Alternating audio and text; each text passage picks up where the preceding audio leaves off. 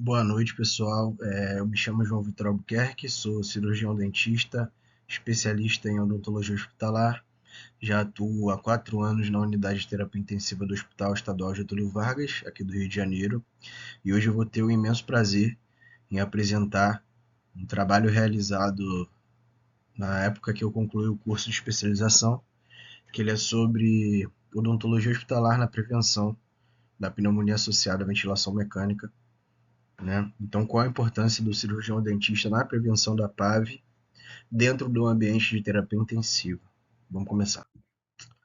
Então, primeiramente, a gente vai discutir o que é a pneumonia associada à ventilação mecânica. Então, a pneumonia ela é uma infecção aguda pulmonar que pode produzir sinais e sintomas respiratórios como a tosse, a respiração curta e rápida, a produção de secreção, dores no peito, febre, fadiga, dores musculares e a falta de apetite. A PAV é quando essa pneumonia ela é associada a uma ventilação mecânica. Ela é uma infecção pulmonar relacionada à aspiração de secreções colonizadas do orofaringe por contiguidade, por via hematogênica e através de circuitos ou tubos. O que isso quer dizer? Quando o paciente ele necessita de um suporte ventilatório mecânico, né, ou por via traqueostomia ou por via tubo orotraqueal, na região da orofaringe, ocorre a colonização bacteriana, né? A gente já sabe que a boca é um ambiente onde é muito colonizado por micro-organismos. Então, esses micro-organismos que atuam, que permanecem ali na boca, eles são broncoaspirados através da secreção, ou de sangramento, ou de algum líquido presente ali na cavidade oral para os pulmões. E assim ocorre a infecção e os sintomas que eu disse anteriormente. Ela ocorre em pacientes que têm a necessidade de ventilação mecânica por intubação endotraqueal, porque essa intubação ela vai quebrar o isolamento, que é a proteção da via aérea inferior, e gera um possível risco associado a essa pneumonia. Tá? E quando essa broncoaspiração for realizada antes de 48 horas de intubação, a gente pode considerar sim como uma pneumonia associada à ventilação mecânica precoce. 48 horas após, já é uma. 4 dias depois, a gente já pode considerar como uma pneumonia associada à ventilação mecânica tardia. 4 dias após a intubação orotraqueal. Uns dados estatísticos, tá? A pneumonia associada à ventilação mecânica, ela é a segunda IRA, que é a infecção relacionada à assistência, tá? Mais frequente nos Estados Unidos, na UTI dos Estados Unidos. Ela é a segunda infecção mais frequente e no Brasil e na Europa ela é a primeira. Então a gente consegue reparar a taxa de incidência dessa patologia aí, desse quadro na saúde pública mundial, né? E segundo a Anvisa, no estudo feito em 2005, os números de óbitos por infecção hospitalar pode chegar a 100 mil a cada ano. Então a LAPAV ela é uma infecção hospitalar que tem um número altíssimo de mortalidade. Nos Estados Unidos a prevalência era de 20,5 a 34,4 casos de pneumonia por 1.000 dias de ventilação mecânica, contra 3,2 casos por 1.000 dias em ventilação mecânica dos pacientes que não são ventilados. Ou seja, paciente que tem a necessidade de ser entubado tem 10 vezes mais chance de desenvolver uma pneumonia do que os pacientes que estão em CTI e não são entubados. A gente vê, né, a incidência tão grande que é essa doença. A pneumonia associada à ventilação mecânica no Brasil afeta cerca de 50% dos pacientes entubados em CTI. Então, às vezes o paciente não tem nenhuma doença pulmonar, às vezes o paciente chega na unidade hospitalar por um problema problema terceiros e às vezes vem a óbito e vem a desenvolver uma infecção só por conta da intubação, só não, né? Ele necessita desse suporte ventilatório mecânico, ele necessita ser entubado para conseguir permanecer vivo, para conseguir esse suporte de oxigênio, essa oxigenação, mas se não tiver os devidos cuidados na unidade, esse protocolo de prevenção de PAV, 50% desses pacientes vão vir a desenvolver sim a pneumonia, tá? A PAV ela prolonga cerca de 6 dias a internação do paciente no CTI. Então a gente já começa a ver o custo que ela gera para a unidade hospitalar e o custo que ela gera para a saúde do paciente. Então, num cenário em que um paciente, um idoso, vamos supor que um idoso, num cenário hipotético, ele sofre uma queda da própria altura, vem a fraturar o fêmur, vem para um ambiente hospitalar, vem a ser internado num CTI, por algum motivo ele rebaixa e tem a necessidade do suporte ventilatório através de um tubo orotraqueal ou de uma traqueostomia, ele tem 50% de chance de desenvolver a PAV, e eu digo por experiência própria, esse número, na realidade, ele é maior. Ele vem a desenvolver essa PAV, ele vai ter cerca de 6 dias a mais da sua internação, ou seja, ele chegou com o fêmur quebrado, ele foi entubado, vai ficar mais 6 dias no mínimo até ser revertido esse quadro de PAV, tendo um risco altíssimo de óbito. Não pelo seu primeiro problema, mas sim por uma infecção relacionada à assistência, uma infecção depois. Então aí a gente vê a importância, né, do cirurgião dentista na unidade de terapia intensiva para conseguir prevenir e ajudar também na resolução desse quadro de pneumonia associada à ventilação mecânica. Então a gente vê que é uma patologia extremamente séria, extremamente difícil de tratar e que vem deixando muito óbito, não só no Brasil, mas como no mundo. E quais são os fatores de risco, né, para pneumonia associada à ventilação mecânica? Então, a presença do tubo propriamente dito, por via oral ou nasal, um paciente idoso, né, com a idade aí superior a 70 anos de idade, um paciente que já tem um quadro de doença pulmonar crônica associada, sobretudo doença pulmonar obstrutiva crônica, né, a DPOC, depressão do nível de consciência com prejuízo de proteção das vias aéreas, e a broncoaspiração e a aspiração do conteúdo oral, gástrico ou de via aérea superior, um conteúdo colonizado. O dispositivo para medida de pressão intracraniana também é um fator de risco. A presença de tubo gástrico ou interal, via oral ou nasal para alimentação, ou seja, a maioria dos pacientes que se encontram hospitalizados no ambiente de terapia intensiva sofrem desses fatores de risco, né? Não pela idade superior ou não por um possível DPOC, mas sim pela assistência em si, né? Por ter, na maioria dos casos, presenças de dispositivos ali que são necessários para a sua alimentação, às vezes para drenar algum tipo de secreção gástrica, né?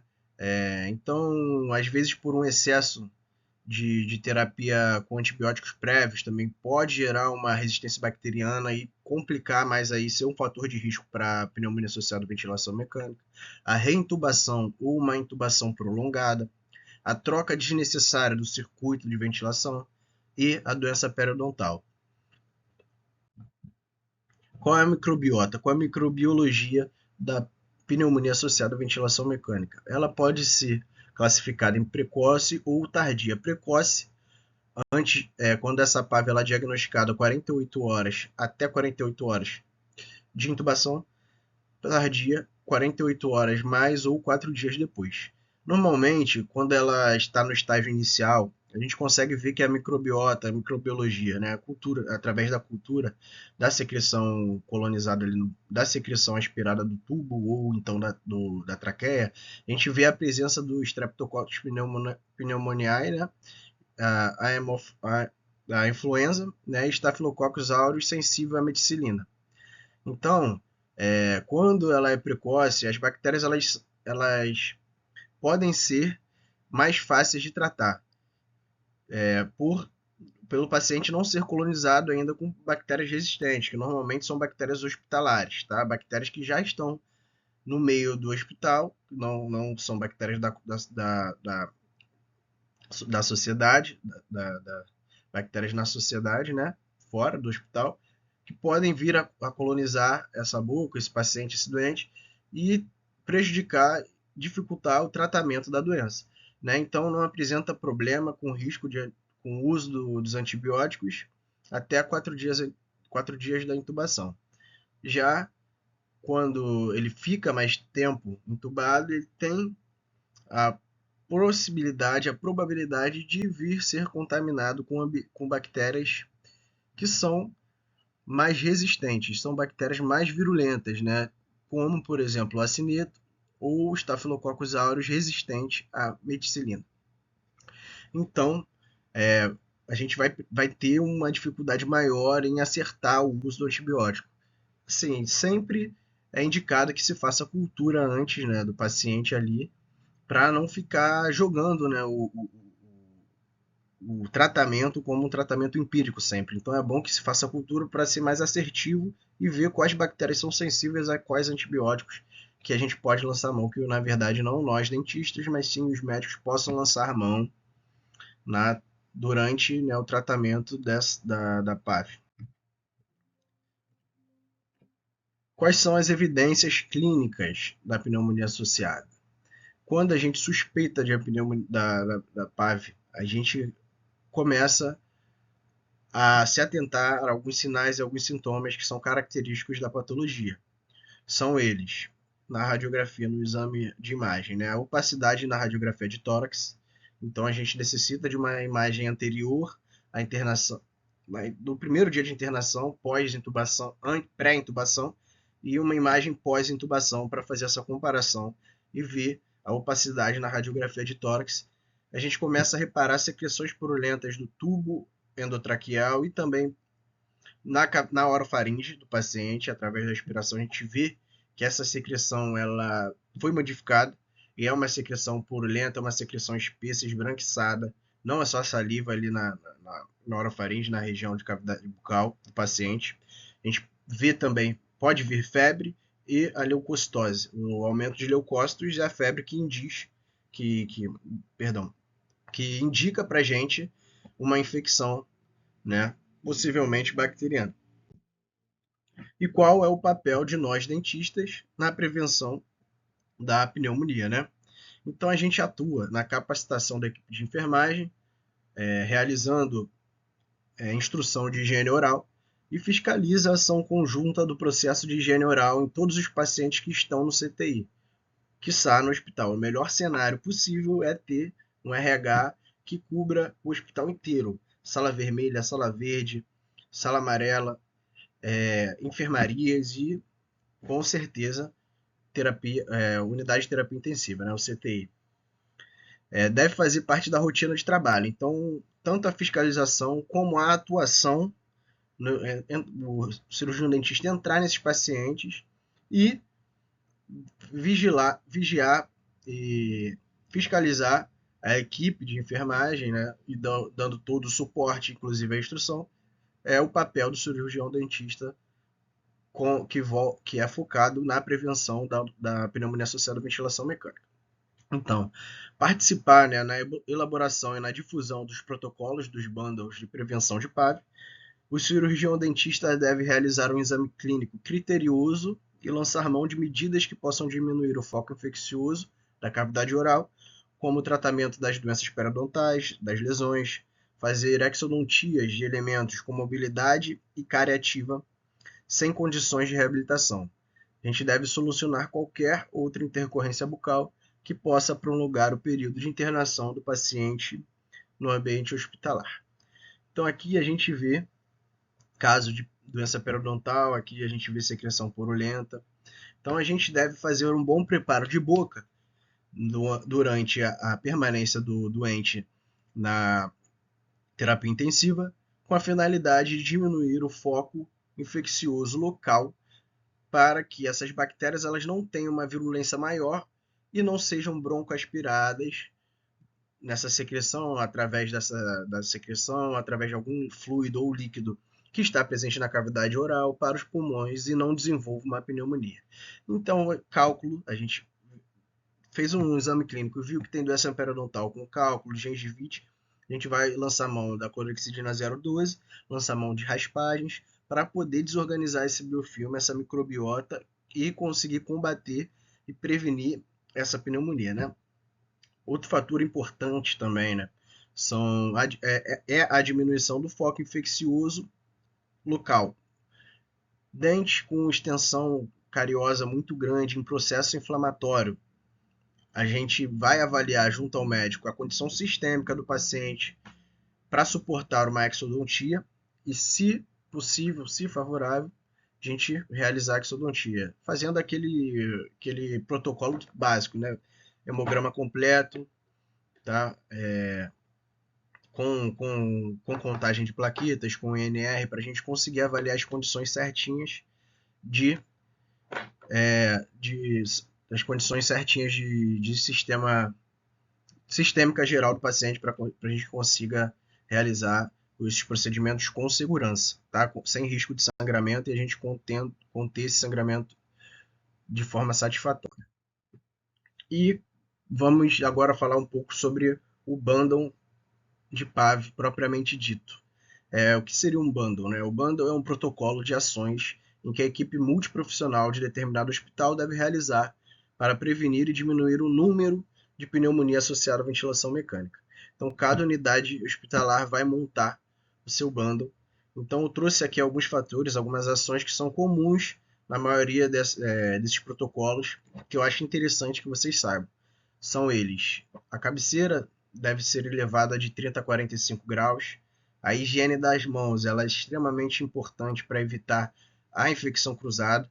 Então, entrou no CTI, faça a higiene das mãos antes de entrar no leito, pós sair do leito. Higiene das mãos.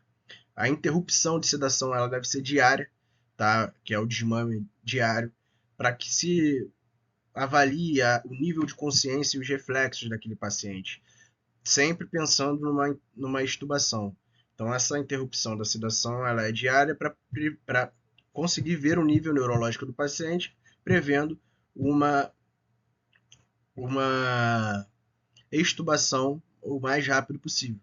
Verificação da pressão do cuff, posicionamento correto do circuito do ventilador, uma profilaxia de úlcera gástrica, a higiene oral 2 vezes por dia, no mínimo, com clorexidina 0,12, e a aspiração oral, nasal, subglótica, quantas vezes forem necessárias. Eu vou falar de cada um deles aqui nos próximos slides, por isso que eu não me aprofundei em todos, porque é de extrema importância cada etapa, e cada etapa ela tem que ser feita, tem que ser executada perfeitamente, não só por nós dentistas, mas por todo mundo que está ali presente na terapia intensiva. Eu sou dentista, eu tenho noção técnica, conhecimento técnico na área de odontologia, mas eu tenho que verificar a pressão de cuff, eu posso sim atuar vendo ali a elevação da cabeceira, e se não tiver elevado, eu posso mesmo elevar. Eu posso ver se a equipe multi está realizando essa interrupção diária da sedação. Então a gente consegue perceber que todo mundo que trabalha em conjunto com esse paciente sistemicamente comprometido no CTI, entubado ou não, deve se atentar. Então, tá dentro do CTI, tem que estar atento a todos esses passos da prevenção de paro, independente da especialidade. Então, é por isso que nós somos uma equipe interdisciplinar, multidisciplinar. O primeiro passo é a lavagem das mãos, pré e pós entrada no leito, com água e sabão, tá? Algumas unidades hospitalares, elas dizem que se não sujar se não sujar as mãos com nenhuma secreção, ou então a mão não tiver com excesso de talco ali da luva, pode sim lançar a mão do álcool gel, tá? A elevação da cabeceira. A elevação da cabeceira ela deve estar sempre numa posição próxima a 45 graus para reduzir o risco da macro e microaspiração. Tá? E quando esse paciente está em 180 graus, também pode haver o refluxo de conteúdo gástrico, e esse paciente pode vir broncoaspirar essa secreção colonizada, esse suco gástrico colonizado por bactérias, pode vir a ser broncoaspirada pelo pulmão e desenvolver uma pneumonia também. A interrupção da sedação diária. Ela é feita para analisar se o paciente possui resposta aos estímulos e consegue se manter sem ou com o menor auxílio do ventilador, o auxílio de suporte respiratório. pensando sempre em um futuro desmame ou extubação. Então, gente, nenhum profissional quer que o paciente fique entubado e seja entubado durante um longo período. A gente sabe que a intubação ela é prejudicial, então necessita-se da intubação, vai intubar para o paciente ter o suporte necessário de oxigênio e não vir a óbito por esse motivo. Mas sempre vai ter o trabalho, a necessidade ali diária de avaliação e de tentativa de extubação desse paciente. Então, a avaliação neurológica para uma possibilidade de liberação da ventilação mecânica ela se faz necessária diariamente. A verificação e manutenção da pressão do cuff. Ela é medida através do cufômetro e essa pressão ela deve estar de 20 a 30 centímetros por água. Então, a pressão do cuff ela vai dizer para a gente a pressão que está no balonete ali, que faz essa vedação do tubo na traqueia, que é o que vai impedir dessa secreção colonizada por micro-organismos ali na orofaringe chegar ao pulmão. Então, o cuffing ele é uma barreira mecânica entre a orofaringe e a via aérea inferior. Ele é muito importante para prevenir essa broncoaspiração e também ele auxilia na fixação desse tubo na orofaringe, para esse tubo não ficar sambando, tá? Ali na traqueia do paciente e o paciente não sentir muito incômodo. O cuff é importante para isso. Então, sempre quando a gente for entrar para fazer um exame clínico ou uma higiene oral, a gente tem que verificar a pressão do cuff. Se ele não tiver inflado ou suflado, a gente tem que conversar com o fisioterapeuta, que é o responsável pela parte de ventilação, essa parte de sistema aí do circuito ventilatório, e pedir para que ele faça a medição e inflar o cuff, utilizando, né, aquele aparelho ali que é o cufômetro. Então, o posicionamento correto do circuito do ventilador. O circuito do ventilador ele deve estar junto ao seu suporte em um nível acima do tubo orotraqueal, pois, ao contrário, pode movimentar o tubo, disposicionando e gerando microaspirações. Aspiração. A aspiração ela deve ser realizada quantas vezes forem necessárias e por qualquer profissional à beira-leito. Eu gosto de brincar para a equipe, né, e falar que a aspiração ela é de quem vê. Tá? Passou no leito, viu que o doente tem necessidade de ser aspirado, tem secreção no tubo, tem secreção na orofaringe, deve pegar a sonda e aspirar. Lembrando que para aspiração oral, a gente recomenda a utilização da sonda número 10 à sonda número 14. Se for menor do que isso, ela vai ser muito fina, se for maior, ela vai ser com um diâmetro muito grande. Então, ela tem que estar nesse limite aí. E agora vamos para o protocolo de higiene oral propriamente dito, que é muito importante para desorganizar esse biofilme bucal, que ele é sim patógeno à via aérea inferior. E ele é um dos causadores da PAV. Então a gente tem que fazer sempre essa higiene oral, no mínimo 2 vezes por dia com a clorexidina, a fim de desorganizar essa microbiota de forma mecânica e química. Então vamos lá. Protocolo de higiene oral.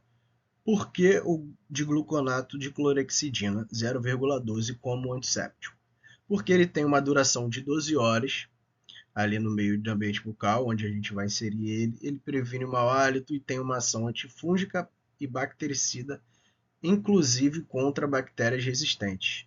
Ele tem um baixo custo, muito acessível a qualquer órgão governamental ou privado hospitalar. Qual é o passo, né? Passo a passo, nosso protocolo de higiene oral. A gente vai fazer a aspiração da cavidade oral e orofaringe. A gente vai fazer um exame clínico e palpação. E com uma gaze embebida com líquido desencrustante, a gente vai limpar a boca, sempre fazendo movimento de varredura no sentido posterior anterior, limpando todas as regiões anatômicas da cavidade oral. A gente vai limpar a região vestibular dos dentes, vai limpar a mucosa jugal, vai limpar a bochecha, assoalho de língua, dorso de língua, a região vestibular e a região palatina e lingual dos dentes. sempre nesse movimento póstero anterior para tirar a sujeira de trás para frente e desorganizar esse biofilme ali. A gente vai avaliar a necessidade de aplicação dessa saliva artificial. Se ela for necessária, a gente vai aplicar. Se a gente vê que o paciente está com a boca seca, produzindo aquela crosta, né, a gente pode lançar mão da saliva artificial. A gente vai repetir novamente a aspiração, vai aplicar a clorexidina 0,12 em gel por toda a cavidade oral, inclusive em volta do tubo, e depois a gente vai finalizar com a hidratação labial com o Bepantol Derma, a fim de prevenir os ressecamentos e possíveis lesões que possam ser porta de entrada para a bactéria no sistema sanguíneo. Gente, queria agradecer aí por vocês terem ficado até o final dessa apresentação. Ela foi uma apresentação bem sucinta, bem rápida, só para a gente fazer um bate-papo aqui e mostrar um pouquinho do dia a dia do cirurgião dentista que trabalha no ambiente de terapia intensiva e ver a necessidade dele na prevenção da PAV, né, de nós na prevenção da PAV, porque a gente viu aí no início da apresentação que a pneumonia associada à ventilação mecânica ela é sim um fator de risco para o paciente que está hospitalizado, ela tem uma grande incidência e uma taxa de mortalidade muito grande.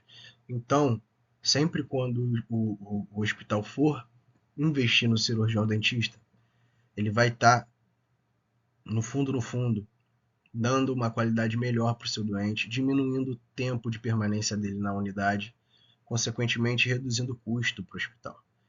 Vai aumentar a rotatividade no leito e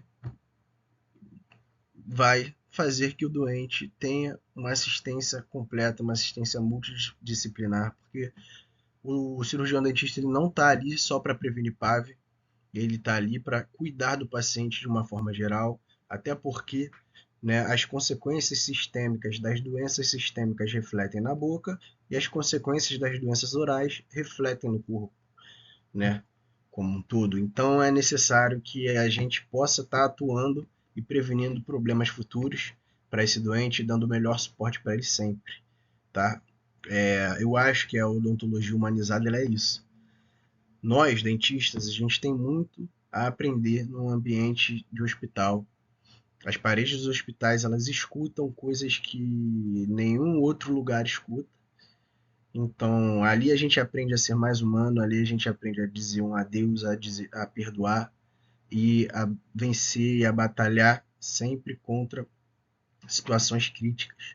Então, ali eu vejo, eu, como cirurgião dentista, na minha experiência trabalhando nessa área, eu consegui aprender a tratar o meu paciente de forma humana, a deixar os problemas pessoais e os problemas de fora do ambiente hospitalar para fora do hospital.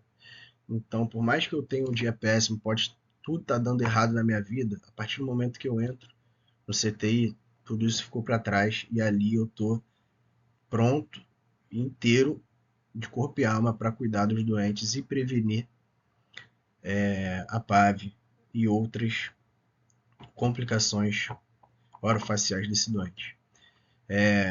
Mais uma vez, agradeço a todos a atenção e fiquem com Deus. Obrigado. Nos vemos numa próxima oportunidade.